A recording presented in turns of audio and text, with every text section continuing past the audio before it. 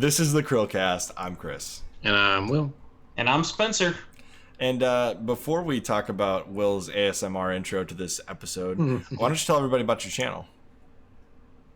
Well, Chris, I would love to tell everyone about my channel that's not, unfortunately, titled Shin Megami Tensei Network, which is probably SEO-wise a lot better to have a title.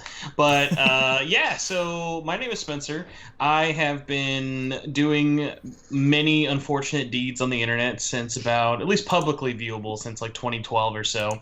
And one of my most everlasting products have been my weekly podcast, Shin Megami Tensei Network, which is basically me and any kind of people I can drag on there every week to talk about Shin Megami Tensei, Persona, and since it is a weekly show, just about anything else in between. Like, we've had over the years many different fads of talking about steelbooks for too long, talking about Vita for too long, there was an era where I would not shut up about Disney Infinity. Like, there's no spectrum I won't cover.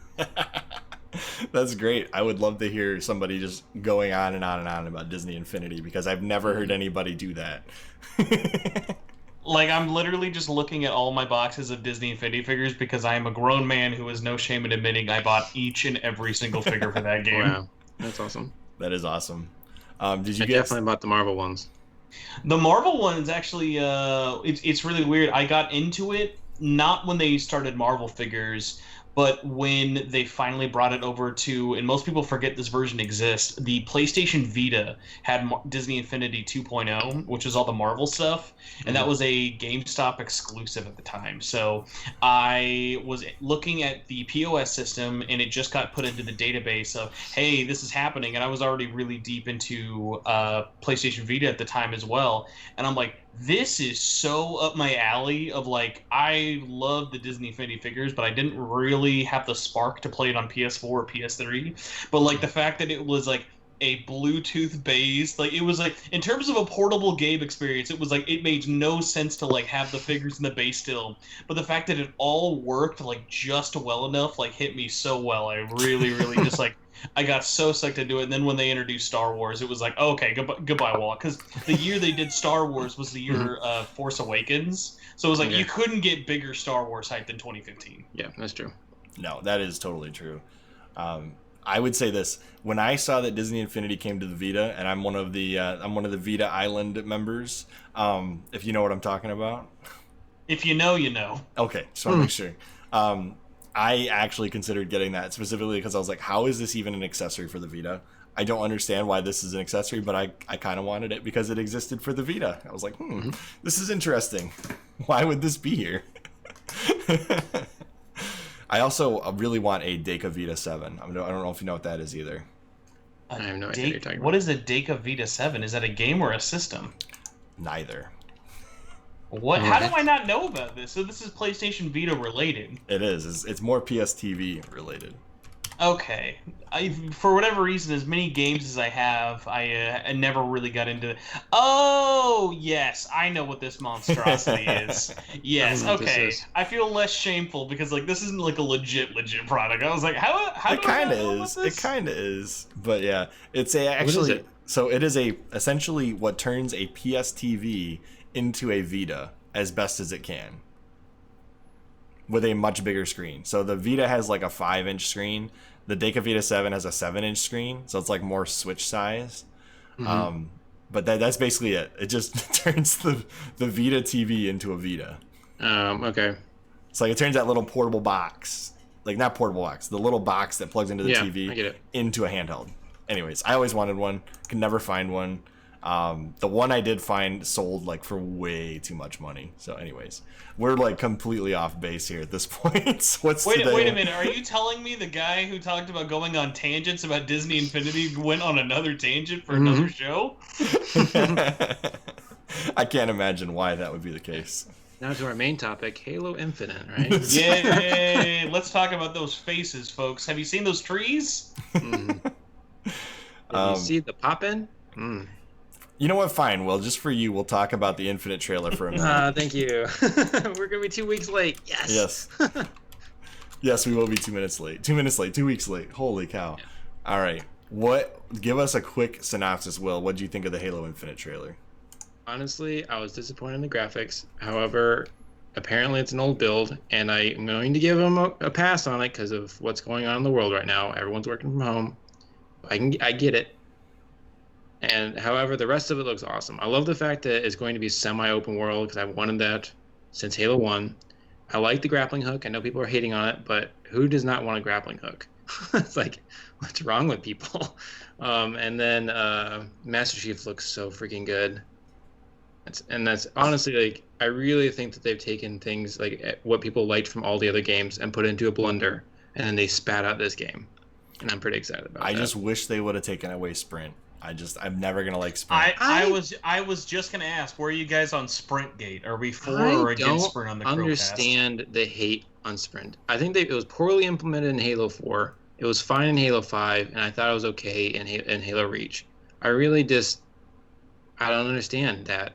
I'm just always gonna prefer classic Halo to. I think if you're someone who's like not really, because I've always been in the same camp of I've never been super into Halo, but I've always been very aware of it all, and especially like the kind of world of it. Oh look, we talked about Belle Delphine, and there she is in the recommended bottom corner. What? So yeah, when it comes to running in Halo, I recommend to everyone listening to this, and I don't know if you've seen this already, but Chris Raygun has a really great video he did, I think like a month ago, called like "Make Halo Great Again." Yeah. It's not only about running in it, but it goes over a lot of different factors. And hilariously enough, Chris actually like completely guesses the grappling hook into existence, which is even funnier. You know, it's funny. You're talking to the podcast that literally interviewed him as he was making that video. Oh wow! Well, that is a very that is a very fortuitous, I guess. Yeah, we actually have a link to his video in our interview video. It's right. See?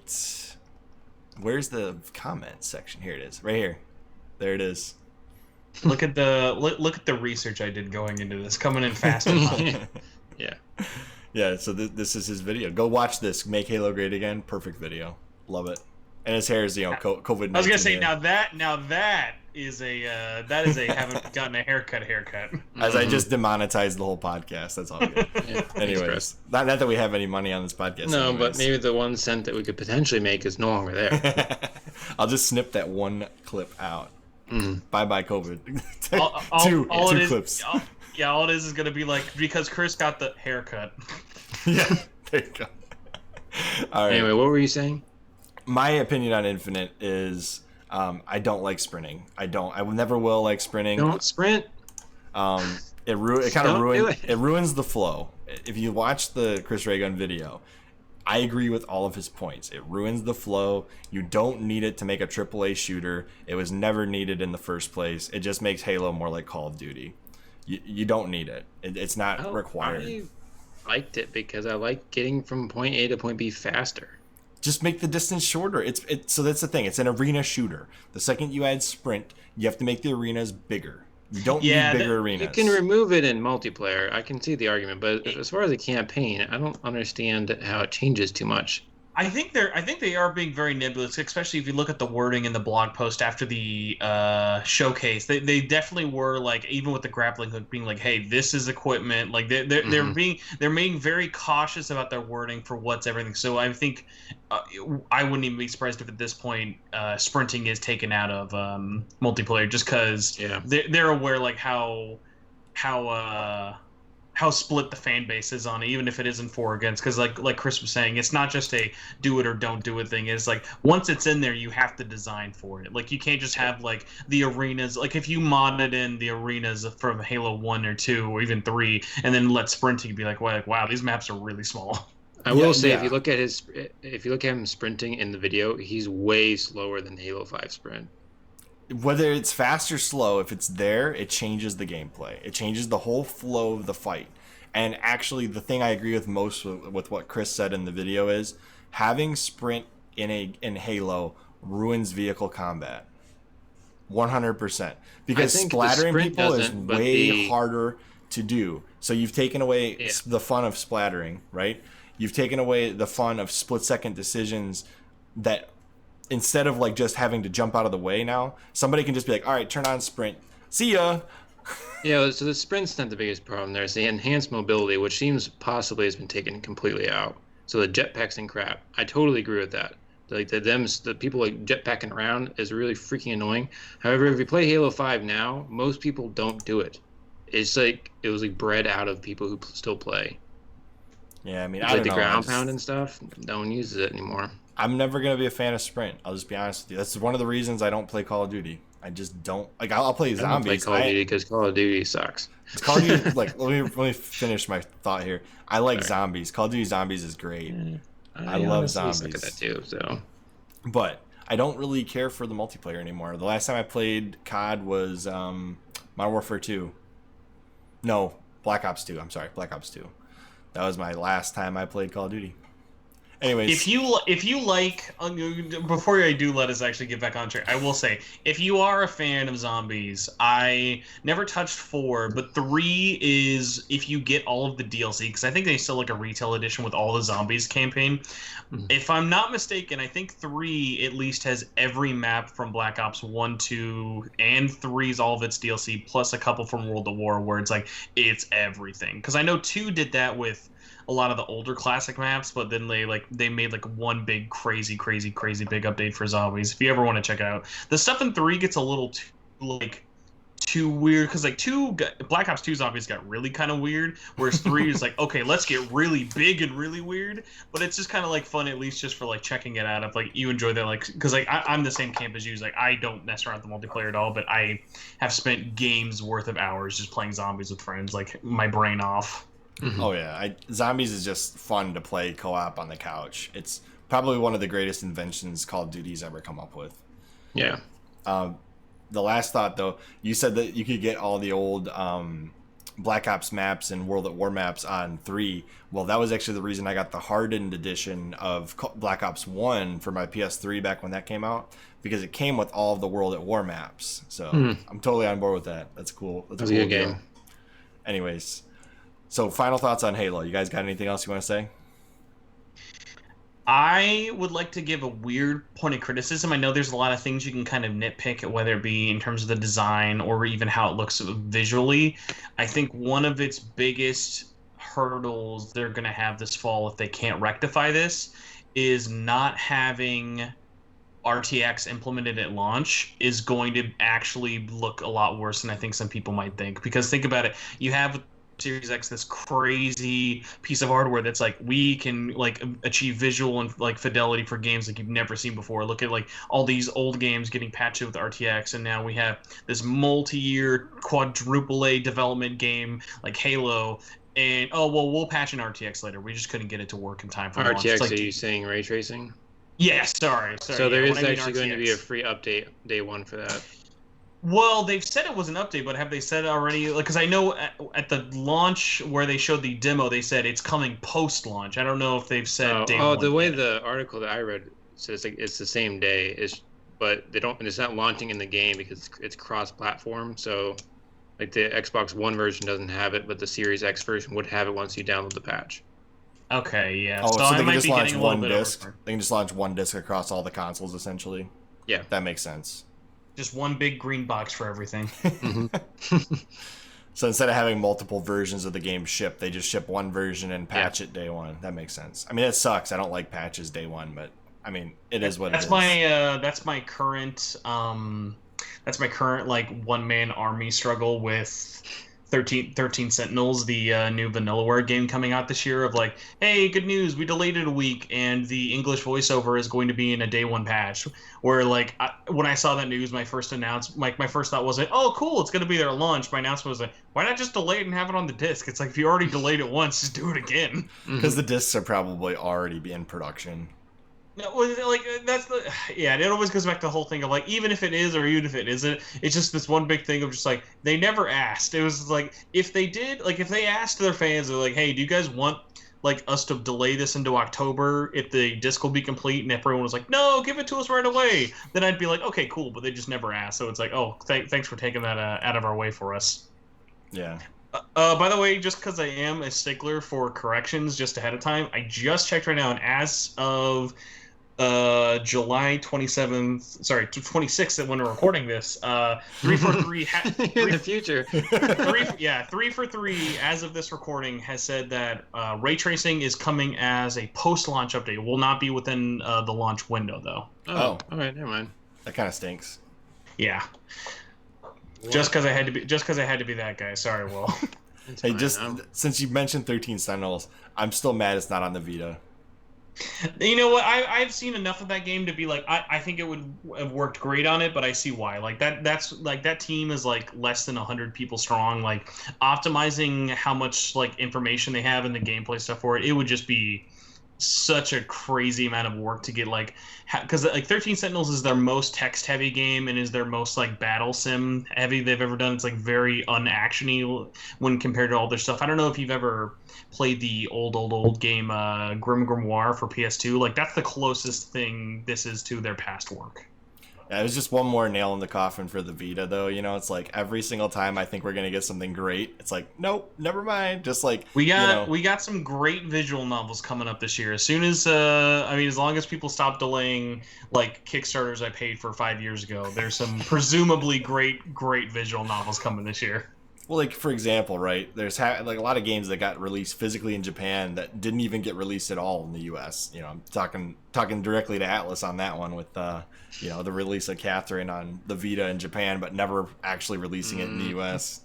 I've always told people the next time I officially get to talk to somebody from Atlus in an interview, my first question will be, why does Atlus West hate the word the so much? Because they keep removing it from their subtitles. And why they never released Catherine Full Body on the West, because it's like, especially now that people online have just done the work for them and added the English voiceover and text into the Vita version. It's like, yeah, like if a group of modders can just do it for free, it's like it really couldn't have been that much of a bother for you guys. Mm-hmm. Oh yeah, 100%. I the only thing I can honestly think of is maybe Atlus didn't want to not release it physically, and therefore they just didn't release it at all. Oh yeah, it's like the whole thing with for like all 5 people who cared about Persona 3 and 5 dancing. When they announced that back in 2018 for a Western release, they were like, guys, Vita production's done. We can't do carts no more, so it's only going to be digitally. And like immediately I was there being like, no, you can still place orders. You can place orders until 2019. You guys could have done this. LRG was doing it. Yeah, LRG still doing it. And I mean, they supposedly still have Papers, Please coming out at some point. I mean, I have Papers, Please. Like, I'm looking at like my little container of it. Like, they have Papers, Please just sold out like a couple days ago, and Super Meat Boy will release when Super Meat Boy Forever is done. Which, on the record, I will continue to say is one of the stupidest things they've ever decided to do. But so in the year 2030X, when Super Meat Boy Forever is done, and disappoints everybody because that's one of the worst. Oh, yeah, I could go on a whole tirade about how bad it is. But yeah, then they'll finally like wipe the dust off those Super Meat Boy carts that were printed in 2019 and be like, I guess we'll sell them to you now. You know what? I might just release this in 2 separate episodes. We might do the Atlus episode as like its own separate thing. But yeah, as someone who is who literally, like, I think one of like my videos when he pulled up on the channel was like me opening like $500 worth of limited run stuff. It was like I did that just to get Papers, Please and Super Meat Boy early and failed miserably, but I did end up getting them in the end. And the reason I did is because it's going to be such a bloodbath and it's going to be delayed so much into infinity. I was like, I would rather go and eBay for like 3 months straight to get these games in March, which I did, than have to have gone through all of this work. Because like even with Papers, Please this weekend, I don't know if you guys followed it, like all 3,000 copies sold out in less than like 3 minutes total between both batches, and everyone has just been like eating each other alive for copies. That's what happened for Halo, or not Halo. Can you imagine if LRG got Halo somehow? They wish. I'm sorry. Night Trap. I had to get Night Trap for the Vita in like 30 seconds. That was one of my most stressed orders, which was funny because it didn't go as fast as Night Trap PS4. No. That was one of their first really, really big ones. But yeah, Night Trap Vita. Like I remember the day that got announced, I told my my now wife, I was like, okay, if I don't get this, like my life has no meaning. It's like I love Night Trap already, but it's like Night Trap on my favorite system of all time is just like it was like such a recipe for success. That's why like following that game for so long was so painful for me, and why tracking down Tyler, the dev on that, was such a big deal for me, because like the fact that that came to the system at all was so awesome, but the fact that it launched with one bug, like one tiny bug, and there's like such an interesting story behind what happened, but like because the wrong version got submitted to Sony, every version of that game for about 9+ months, actually no, it was about 10 months, you couldn't beat the game. Like there was a glitch that just stopped the last cutscene from playing, so the game just looped like a record skipping over and over and over, and it took them like 10 months to get it patched. And it was like, I'm sure like I was one of 5 people who actually cared about it getting patched, but like I'm glad it finally happened. But it was just one of those things of like everything that could have gone wrong with that game went wrong, but like at least now it is playable. It's not perfect, like you still can't legally platinum it, but like Tyler has even said like he's planning on updating that and the PS4 version, just because it's like he's learned so much, because like a lot of people don't realize, especially with like smaller indie devs, it's like Double Switch, Corpse Killer, and Night Trap, those are all made by one dude, like made and published by one guy in his house just working on this. I actually did know that. I did not know. I'm gonna have to go back and watch your interview. I didn't realize you interviewed him, but I'm very jealous. Good for you on that one. Yes. In other news, Persona 4 Golden sold 500,000 copies on Steam. Can you believe that? It's one of like the weirdest things of like when I saw that news, there wasn't a moment of like, whoa, can you believe that? Because it's like, go to Steam. I don't even care when anyone's listening to this. At least for the summer of 2020, the top 5 or even top 10 of Steam's top sellers are games that have been available in other systems for years. Like I think Horizon, a game that's not even out yet, is taking up 2 separate slots. Mm-hmm. Do you know what game would just kill the whole charts would be if they released 5 on the PC for some reason, even if it was vanilla 5? 5 classics. The whole reason why Catherine Full Body came out on Switch first before it all, just because like the way the contracts are right now, they can't release Royal. They could release 5 on PC and Switch if they want. Like they could release 5 on anything at this point and legally be fine, but they'll go into the problem they had with Catherine Classic. Catherine Classic released a month before Catherine Full Body, to which the whole internet was like, cool, thanks for supporting PC games in like the worst possible way. And it was just like, okay, well, we're kind of like damned if we do, damned if we don't. Like kind of similar to like how doing the podcast either a day before it should go live or 2 weeks before. It's sort of like, okay, well, how fresh is this really going to feel? But like when you're also a company who double dips and resells games like that, it makes the whole porting process a lot harder to be viewed as viable. Like a great example is going back to Catherine Full Body on Switch. That game is like, yeah, it came out a little over a year ago in America and a little longer in Japan. But like the reason it sold like such stale trash was just like no one's asking for this on the 4th or 5th platform. It's like I'm sure the port's fine, but it's like no one's needing this. Like no one's just like sitting there like being like, oh my god, I just need like. My favorite part was seeing people on Twitter, especially Western Twitter, being like, guys, it's so great to have Catherine portably, and I can now like play like local multiplayer with my friends. Like the best thing ever. It's like, yeah, I've been doing that since 2019 on a Vita. Like you could do it. It was just fine. And this version is trophies and free online. That is true. Yeah, I wish that the actual Vita version came to the US. But I will say this, having played both the original and Full Body, I actually prefer the original, to be honest with you.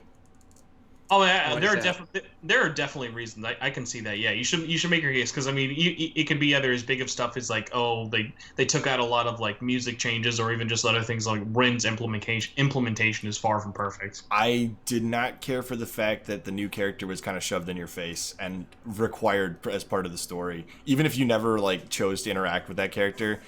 The impact of their story is felt throughout the game, and I felt like that was like in your face. Like this character's here, they're new, almost like a more pronounced version of Marie in 4 Golden, which I mean she's cool, you know, and it explains some stuff at the end of the game, but I just felt like the addition of Rin was so in your face, and it affected the polarization of the 2 other Catherines so much so that you're like, oh, well, this nice person's here. I'm just going to interact with this person. Like, but then you're like, but it takes away the brevity of the other two Catherines. It takes away the whole reason the story existed in the first place, because you just got this nice person that they added in that you have to interact with. And I'm like, but this just lowers the whole bar. Like you don't feel as, there's not as much tension in the game with Rin in the game. I don't know. That was what I got out of it. Does that make sense? Oh yeah, 100%. And it's just one of those things that, like, I think on, like, there's a whole larger conversation you can have with Ren's implementation. One of the harder things with adding in such a pivotal new character is it's not like a game like a multi-hour RPG. It's like Catherine is at longest, like 13 to 15 hour story mode. So, like, implementing a major character like that is very hard to feel naturally woven into a story, especially a story that's been out for almost 9 years. Right. Yeah, I actually felt Marie fit a little better in 4 Golden than Rin felt in Catherine Full Body. Not that Full Body's a bad game, it's just like, I just felt like it was so in your face. Like, this new character's here and you have to interact with them no matter what. And I was like, okay, but what if I just want, like, kind of the original story? Like, I just felt like it was better. I don't know. When you insert a character and force them upon the player, it's just like, but what if I didn't want this character? Like, what if I just wanted the original story in HD on a PS4 or a Vita or Switch, right? You can't get that mode anymore. Do I have an awesome port for you? It's called the Xbox 360 backwards compatibility patch, which I think actually is in 4K. So if you want Catherine in 4K, not made by Atlus, you can enjoy it on your Xbox One. There you go. There you go, Will. I don't look into it. You might have to. It's I think it's the better version. I've played through both. I definitely preferred the original. Not that the new one's bad by any means. It's still good in general. But I just felt like it took away a lot of the tense moments from the original and made it a little nicer to the player character, where you didn't feel like you had to make a decision at all. And there was the option to just fly off into space as like one of the endings, which I always thought was like, oh, this is interesting. And now it's like totally changed the outlook of flying off into space with the new iteration of it, if that makes sense. Anime. It's just a lot of anime that happens at the end. Instead of just like essentially joining NASA and flying a rocket ship. Anyways, so how about this one? Shin Megami Tensei on the Switch in Japan only. What do you think about that? I don't understand region locked games. It's 2020. Really, games should just be open. Even if you don't have a localization, I think it should just be open. See, so then you have a weird case where, Will, technically your problem is answered. So if you're a paying Nintendo Online member, you can just log into the Japanese eShop with your main owning Switch and just download the Super Famicom games. You can just boot it up right now and just have the raw Japanese-only file. I have a weird stance of this that I put up on Twitter that I'm probably going to butcher my own wording of, but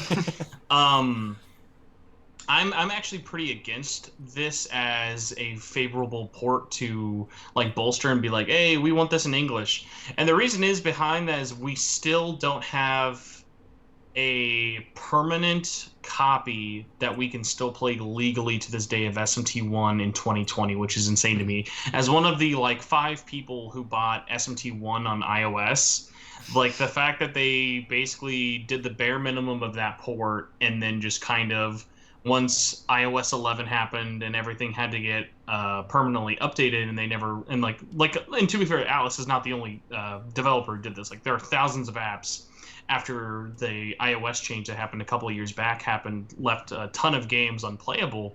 It was one of those things of like, okay, cool, well now the only translated officially version of this game out there is just legally lost in time forever. Why would I want another version of this game that, like, yeah, I can play it on the Switch legally in quotes, but it's like, this is like not a forever service. It's like Netflix. Like they're like, this online service is going to come to an end at some point. So it's like, why have this be like the de facto version? Like a better thing to kind of compare it to is the original Digital Devil Saga on the Famicom is going to be re-released on Switch as DLC for the Namcon collection. It's like, even that one's a little bit more permanent, because even though you'll need a Japanese copy of this game and DLC for that game to play it, at least that is something that will never be removed from your system once you buy it. That's fair. Yeah. I was curious if you were going to tell me you were one of the people that got the 32-bit version of Shin Megami Tensei on iOS, because I realized that was a thing way after 64-bit killed it off and it became abandonware for Atlus. And I was like, really? Come on.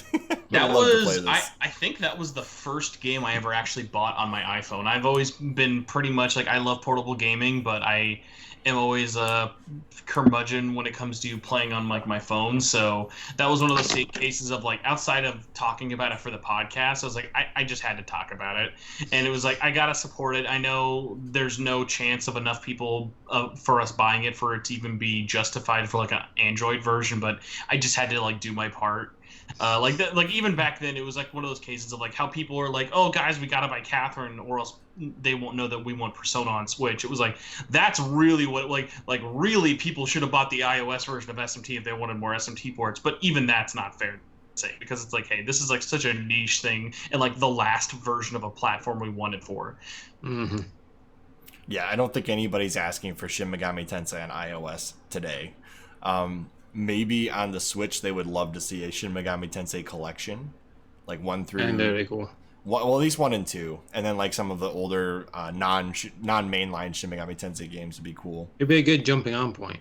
Maybe if they could bundle in like, I don't know, 3 to 5 old Shin Megami Tensei games, or like even if they could somehow put Megami Tensei and then the first 2 Shin Megami Tensei games on the Switch in English, and like call it the Mega 10 collection or something. I don't know. I've always said there's such an interesting avenue you could go down if you get Atlus's approval, because there have been so many ports of those early games to different systems, different versions. Like there are versions people don't even really know of, such as like SMT had a Sega CD soundtrack, which is a crazy soundtrack. So it's like, imagine having like this Omega version of like the first couple old SMT games where you can just kind of change it up and be like, oh, cool. So I want to play with the MSX version, but with like the Sega CD like soundtrack in the background, but like have these battle animations, because it's like for an RPG, a lot of these elements are basically just kind of layered onto each other, and you can flip them on and off pretty easy with a decent amount of work. Oh yeah. And I'm still surprised that at no point in time did Atlus think, hey, why don't we take Eternal Punishment on the PSP and translate it to English?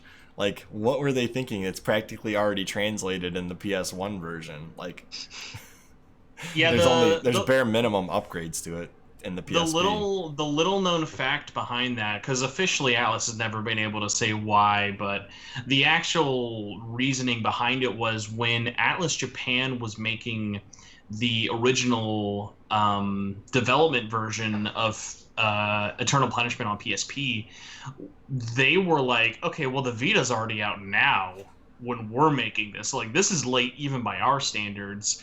And so it's like the chance of this coming out in America is so little. Like, they in Japan knew that the amount of money it would cost for them to add in English localization, like tech specs on their end, which is usually what happens for these larger companies. Like, unless you're a kind of like middleware software, like a NIS or like an Axis game. Yeah. So like, you're one of those like cases of like, well, not enough people in the West are going to buy it, so it's not even worth us like getting it ready for a Western release. So Atlus in the West, when they were much smaller, just didn't have the infrastructure to really make it happen, unfortunately. But yeah, like, I mean, it just really sucks too, because like that port is awesome. Like, that's an awesome port of that game that like for the foreseeable future will just kind of be left to be like an importer's sort of thing. And I mean, obviously you can mod it to have the version in English, but it just sort of sucks that it's like,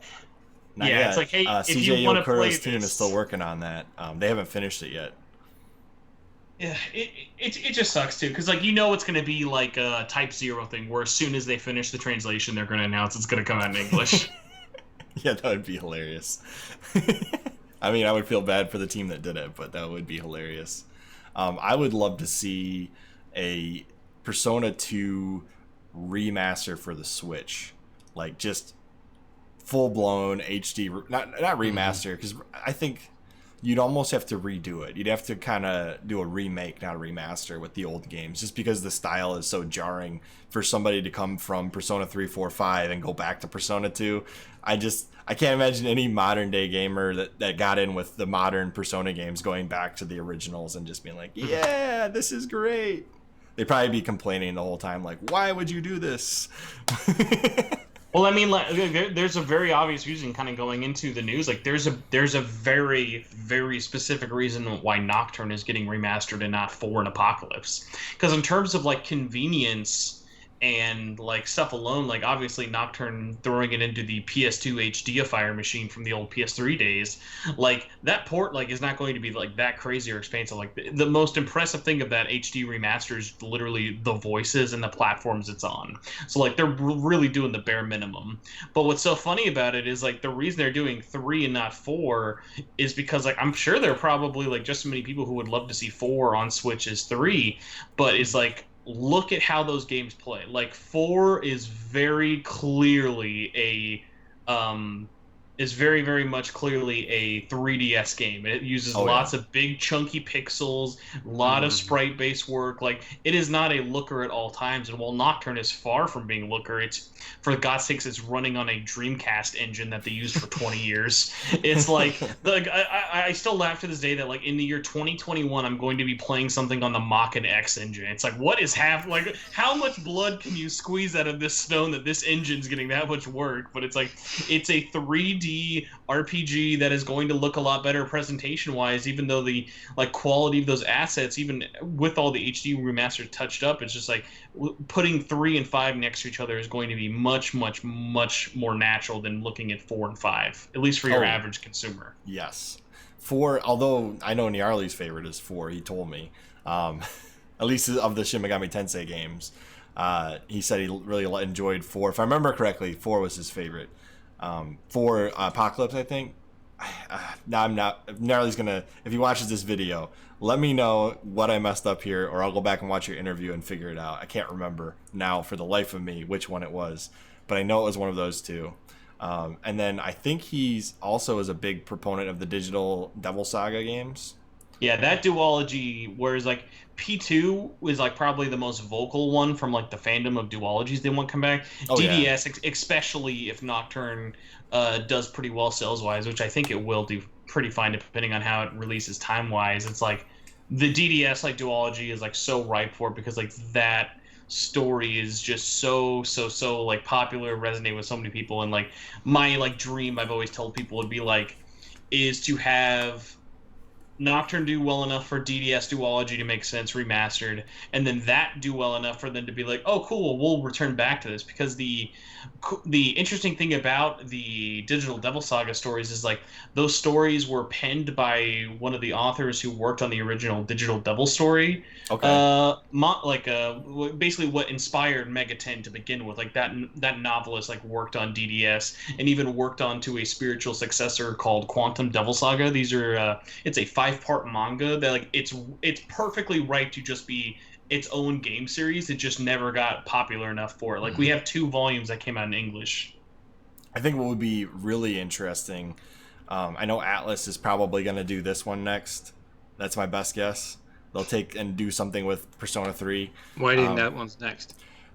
Because it's already a PS2 game, and they've already done Persona 4 Golden on the Vita, and that's likely to come to the PS4 at some point.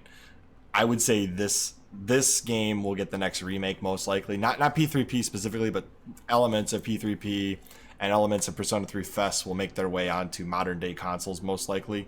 But what would be really interesting in my mind is if they actually took Shin Megami Tensei If and redid that game. That one is going to be a lot tougher to definitely make more digestible by people's standards, because even by SMT fan standards, If is really rough. Its story is very all over the place, and its gameplay mechanics are very sloppy. But I mean, it's a game that's almost 20 years old now. Well, sorry, no, it's almost 30 years old at this point. Like, in 4 years, it'll be 30. I think it would be really interesting to see what they would do with it. Yeah, I mean, and there's a great core for if to begin with. Like, actually, one of LaRue and I often agree that the best way to experience if is by the manga. Like, the manga is the best way to experience that world and that story outside of the game. But I think there's another one that you and I would both agree that Mr. Phil Spencer needs to take a look at. Oh my God, yeah, it's like, I mean, like the biggest, like, if you wanted to, like, imagine if in 1 week SMT3, SMT5, and SMT9 got announced sequentially of each other, making absolutely no sense, but it would just be like, it's the only exclusive RPG that they could just announce, and it would be so cheap to, like if you can justify, Phil Spencer, Phantasy Star Online 2, this archaic ass MMORPG from 8 years ago, to come onto Xbox One and PC. It's like, this would be such a win for like SMT fans everywhere, and it would be so out of left field that people would be like, "Oh, I have to check this out," because like 9 is in that era of like, it's so weird. It's so out there and it's so unplayed. Most people don't even know about it, let alone like the history that went into making it an exclusive. I know quite a bit about it, and we've talked at length with, I don't know if you've ever watched Adam Korlick. Mm-hmm. So he and I talked a little bit about it offline and also a little bit on the podcast. He's actually got a copy of it. But essentially, what we understand to have happened is this was part of Xbox's attempt to corner the Japanese market. And so they're like, hey, what studio can we grab to make a RPG of a well-known franchise that people might actually flock to in Japan? And so that was part of the birth of Shin Megami Tensei 9 and a whole bunch of other games by Japanese studios on the Xbox exclusively that will probably never see the light of day again. But of those games, one of the least, what I would consider provocative from an American standpoint, is probably Shin Megami Tensei 9. It would have the least issues getting an ESRB rating, and also probably would be one of the most intriguing things to come out on the Xbox for JRPG fans. Which they are severely lacking in terms of exclusive ones. Oh yeah, 100%. So I'm totally on board. I would love to play that game. I've of the videos I've watched of people explaining the narrative of it, because I'm not well versed on Japanese. It seems like it would be a really fun game. Yeah, and I mean, Atlus has always shown as a company they are not always the most comfortable for their mainline stuff, like their mainline titles, to really kind of test the waters and get weird with things. But if like games like SMT9 and especially things like Tokyo Mirage Sessions go to show, like when they are not worried about like sullying the waters of like what a mainline series can hold, like they get really weird with their spin-offs, and I really love it. Yes, they do. Like Jack Bros on the Virtual Boy. Yeah, exactly. One of the first examples of a twin stick shooter without dual analog sticks. It was kind of bizarre. What do you think the next too early announcement from Atlus will end up being?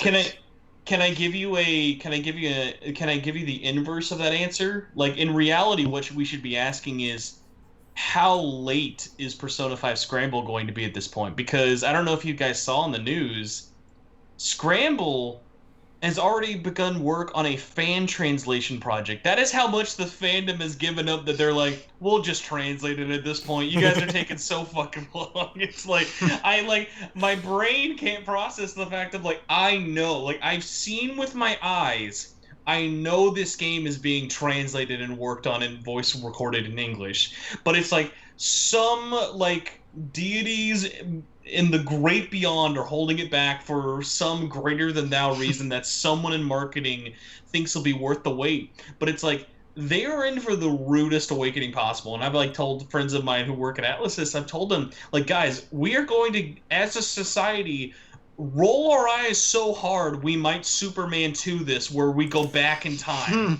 Like, it's just like, no one is surprised that it's going to be happening, and anyone who is going to be surprised has already just given up on you guys doing it, which no company wants to be known for giving up. That's like, imagine if when Halo Infinite got announced, people were like, what? Man, the Chief is back? Who saw this coming, guys? I think the last little bit of that is telling, is The last time I've heard of a game getting translated before the English release was, I think, Fire Emblem Fates. I think one of the routes of Fates got translated before they released it in the US because it was such a long wait between the 3DS release in Japan to the US release. Crazy. It was either that one or it was Shadow Dragon. I can't remember which one. One of the two Fire Emblem games, one of the mainline Fire Emblem games, got translated before they brought it over to the US. It's like, what?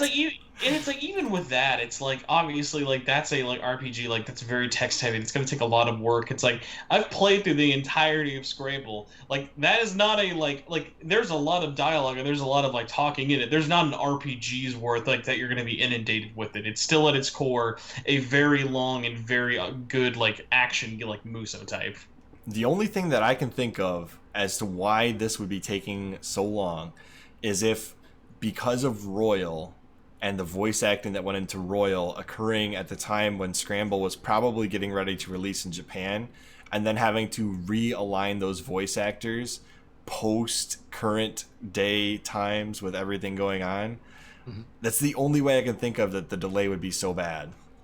See, that's the tough part, because then Sega and Atlus can't shut their mouths up, and like they're ruining that own excuse. Because think about it, they've now been like, oh hey, Yakuza, that's getting a dub, even though all this is going on. And for the casting reason thing of like, yeah, that would make sense, I guess, kind of, if like scheduling all of them together is really that hard.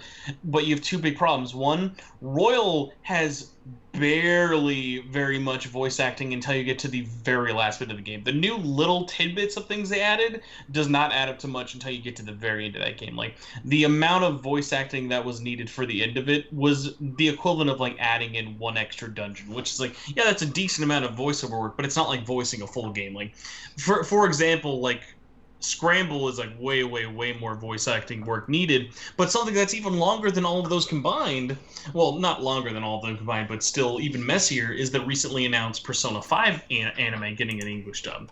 Like, even that got recorded and is about to release within like less than 2 months. So it's like, the more things that keep happening and getting announced sort of related to these companies or these voice actors, the more it's like, well, clearly, like, this dub is either done or the voiceover director committed seppuku. Like, something has to come out of this. I guess that's possible. Just as like a finale to this this scenario here, do you think that if they hadn't talked about Scramble in the West, people would be as worried about it at this point? Because I feel like they talked about it like, oh yeah, the world or the Japanese release date is this. And it was reported all over the news in the Americas, like, oh yeah, it's coming out. And then they're like, but it's just the Japan release, guys. Like, this isn't coming in America yet. Do you think maybe we would have like been less expecting this to have already come out? It's tough because, and I'm gonna try and say this as nicely as I can, Atlus Japan, and by proxy Atlus West, thinks everyone outside of their country is a bunch of knuckle-dragging idiots. They think there's no way we watch their live streams, there's no way we know this game's been out since February, and all of the spoilers out there are going to be punishable by law or maybe even guillotine. So it's like, they're like so out of their own like spectrum with it all. It's just like, oh no, like obviously like American fans don't even think about it, because the most amazing part of it, people will often be like, oh my gosh, how is Scramble not out yet? Well, yes, you could be saying that. The one important factor I always lean on for people is this: don't be mad that Scramble's not out yet.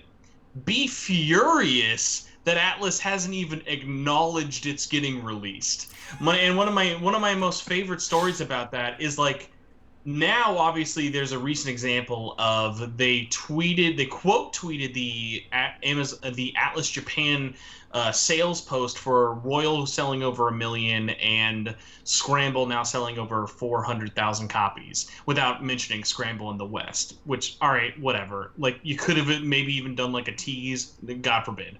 But the thing that I always thought was so funny is for the longest time, one of their PR consultants on their profile had listed on there for maybe about a quarter of a year, like a little over 3 months, said the first sentence, working on P5R and P5S. And for the longest time, I was just like, okay, well, whatever. They're going to announce it like any moment now. Like, there's no reason not to. And I got to a point where I messaged them and I was like, hey, you're saying you're working for PR on this game that's not officially out yet. And I'm very glad that I screenshotted before I sent that message, because what was so funny about it was like within like a day of me sending that, the person's like, that game's not announced yet. I don't know what you're talking about. And I'm like, get the hell out of here. It's like, dude, this is like video game localized. Like, this isn't like some big secret. It's just like, it's like such a stupid thing of like, no one is going to be happy at how long this took, and everyone is just going to make fun of you for it. So it's like, just rip the Band-Aid off, get over with it, and release this amazing game that everyone's gonna like. Because like, that's what sucks is like, as someone who's played it and has been such an advocate for it, is like, this is such a win for them. Like, this game is like miles and miles beyond better than even Royal, which people, by some amazing miracle drug or whatever is in the air in 2020, the fact that P5R is the highest rated game according to Metacritic in 2020 boggles my mind. But even that's true. P5S, that's amazing. It's just so odd to me. Like, someone like obviously I'm not like saying like, oh, The Last of Us, because it's my game of the year, should be number one. It's like, just like, think about it, like in all the games that have released this year, if someone just looked at it right now in almost at the end of July, someone's like, yeah, that game that got re-released 3 years later, that's the best game this year. It's like, no, that's not a good look. Like, we don't want this to be the like definer of the year. Now, hopefully cooler heads will prevail and most of people will come together and be like, okay, because of aggregate scores, it equaled out to being the best reviewed game. But I just don't want personal opinions to be like, yes, Royal's the best, because like, duh, it's Persona 5. Like, if you look at a lot of the Persona 5 Royal reviews, so many of them are just like, Persona 5's the best game ever, so clearly more of the best game ever makes it the best game ever. I think most likely, unless it's discounted because of it being released later in the year, I think it'll probably end up being Ghost of Tsushima, but I could be wrong. I mean, I don't know. Avengers is looking like a pretty hot contender for Potato of the Year. By the way, just let that sink in, everyone listening to this. The company who made the not perfect, the spectacular Final Fantasy VII Remake, in the same calendar year will be releasing the world's least shiny turd known as The Avengers. It's like, no one is excited for that. I cannot imagine how low the morale must be at Eidos Montreal for that game. I'm just like, do you guys even want this to come out? I don't know. I guess. I think we have to at this point. Cancel it. Quick, pull a Persona 5 Scramble. That'll be a interesting beta coming up. I'm very excited to see what people think. I would love for it to continue the Destiny train of when the beta comes out. People be like, I guess it's interesting. I guess we'll have to hope for there's more. And then when the game comes out, they'll be like, oh god, there wasn't. Okay, just for a last ditch effort, what do you guys want to see Atlus port to the PC or PS4? What would be your ideal game to see come over on PC, PS4, or even for Will, the Xbox? What would be the ideal game? All of the games that aren't there. That would be my on one disc, so I don't have to, and like they explain the actual timeline or like the chronological way to play the game on the disc, and they just like, that would be perfect for me. Mine's actually gonna be catering to Xbox if I can bring it in. One of my biggest things and one of my biggest hopes for that Xbox Series X showcase was, I really hope that because of the delay and because of Koei Tecmo's pedigree, that we get a PC and Series X port of Scramble. Like, that game runs awesome, and like it's one of the few games that runs in 1080p 4K on PS4 Pro. Sorry, 1080p 60 frames. And like, that game's gorgeous in action at 60 frames. So like, imagining it like running at even maybe a higher frame rate or even just a better resolution would be really, really great. On top of the fact of like, P5S, like, you can jump into it blind, so like Xbox owners aren't going to be missing out on it like crazy. So like, I think for PC, that'd be a game that would have nothing but like sales success just from like the pedigree that it's associated with, just by being a Persona 5 game. Yeah, it would probably actually show Atlus that, you know, people love Persona on all different platforms, not Mm-hmm. just Nintendo and Sony. You know, even American console manufacturers like Microsoft like games like Persona. That'd be cool. Plus, like, imagine the coup that would happen if, similar to Yakuza 7, when, or if, I guess I should say if Scramble gets announced for a Xbox and PC release, they're like, oh yeah, it's Game Pass day one, by the way. Like, sorry it took so long, Oh so it's my going to gosh. be free. Like, that, like, people would lose their minds. Like, that would be, like, insane. Oh yeah. Yes. And I think really the only thing preventing Atlus from like being number one in the JRPG space over like a Square Enix is probably the fact that they aren't releasing on all consoles. Yeah, and that's just because of their own internal management pipeline, which, like, obviously because Scramble's not made by them, Koei Tecmo has always shown that, like, they are super open to ports and very good at making them come out, especially by the time it's out worldwide. PC and Xbox ports always come out after the fact. Yeah. I would love to see Nocturne also put on the Xbox. I don't see any reason at this point to withhold that game from the Xbox owners. In terms of, like, actual reasoning, no. I think due to how long of a wait there's going to be, at least as of right now, between SMT3 releasing in Japan HD in October and early spring for us next year, I wouldn't be surprised if sales on PC continue at the rate they're at now, and they're like, okay, we'll put it on Xbox and PC as well, just because it's like that extra work, assuming they can give it to a conversion house, because obviously Atlus just doesn't, like, I don't know, maybe like having an Xbox One dev kit like in their office like makes it smelly or something for them. Like, I don't know what they're scared of it, but like if they could just give it to like someone else who can like port it over, because like, if you notice, all of Atlus's PC games have never actually been done by Atlus. I believe that. I didn't actually notice it, but I believe you. I will take you on the faith of you knowing this stuff. Yeah, so Catherine Classic was made by, and I'm totally forget the name of it. They're all these like really small, I'm assuming pretty cheap work for hire companies. Catherine Classic was made by a European developer, and P4G was handled by a Japanese port house, which had pretty much only done like mobile games before. P4G? No. Yeah, P4G on Steam was made by on Steam. I was thinking the original version. I was like, what? No, yeah. So that one was handled. So P4G on Steam was handled by a company whose website, they're mostly known for creating VTuber models, like virtual YouTuber models, like more than games. So it's just like, I don't know. Can you make it work? Okay, let's go. I mean, it has had very little issues. My only real gripe with Persona 4 Golden on PC is the Nouveau. Like, is that really necessary for a single player RPG? I mean, I don't know. Maybe at this point they just thought it was a joke of like, well, people talk about it so much, we must include it in the game, I guess. Maybe, but I just, for me, it's like Nocturne.